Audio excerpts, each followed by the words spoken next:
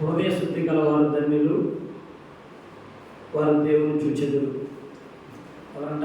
హృదయ శుద్ధి గల వారు ధన్యులు, వారు దేవుని చూస్తారు. భూలోకంలోని దేవుని నమ్ముకుంటున్న మీరు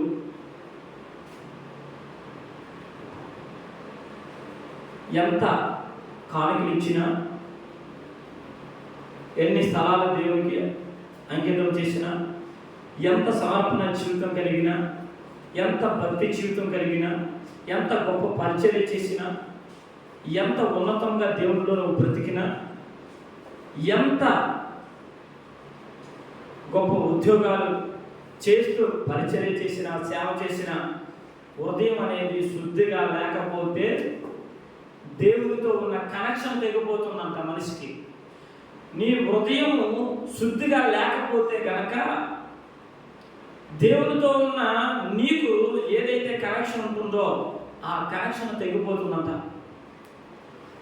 ఇద్దరు వ్యక్తులు ఫోన్ మాట్లాడుకుంటే కావాల్సిందేంటి? నెట్వర్క్ కావాలి. నెట్వర్క్ లేకపోతే ఇద్దరు వ్యక్తులు ఫోన్లో మాట్లాడుకుంటారా?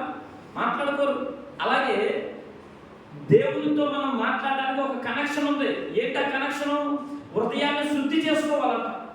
హృదయాన్ని శుద్ధి చేసుకుంటేనే దేవుడు ఏం చేస్తాడంట? మనతో మాట్లాడడానికి దగ్గరకు వస్తాడంట. హృదయం శుద్ధిగా లేకపోతే దేవుడు దూరంగా పోతాడు. ఆయన అంటాడు ఒక దిక్కుల మాట ఇర్మియా గ్రంథంలో, నేను సమీపంగా ఉండే దేవుడినైనా దూరంగా ఉండే దేవుడిని కానా అని అంటాడు ఆయన. నేను ఎంత దగ్గరగా ఉంటానో అంతే దూరంగా వెళ్ళిపోతాను నేను. అది నా పాలసీ.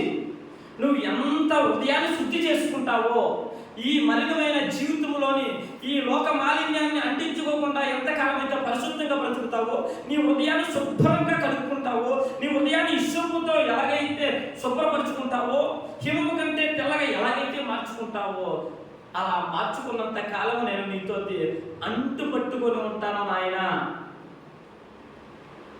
అంటు పెట్టుకొని నేను జీవిస్తాను.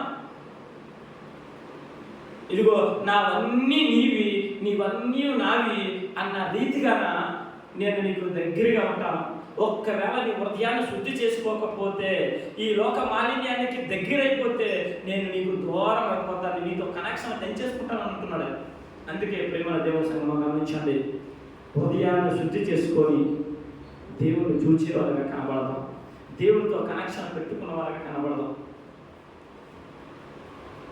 ఒక టీవీకి ఒక రిమోట్కి ఎలాగైతే కనెక్షన్ ఉంటుందో, ఒక మొబైల్ నెట్వర్క్ పని చేయకపోతే మొబైల్ ఎలాగైతే యూజ్ అవ్వదో, అలాగే మన హృదయం శుద్ధిగా లేకపోతే దేవునితో మనకున్న కనెక్షన్ తెగిపోతుంది.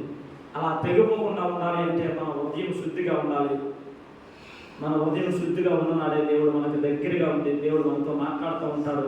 దేవుడు మనకు అనుకూలంగా ఉంటాడు. మనం దేవునితో ఉంటాం, దేవుడు మనతో ఉంటాడు. అప్పుడు మన జీవితం హ్యాపీగా సాగిపోతుంది ముందుకి. Thank you.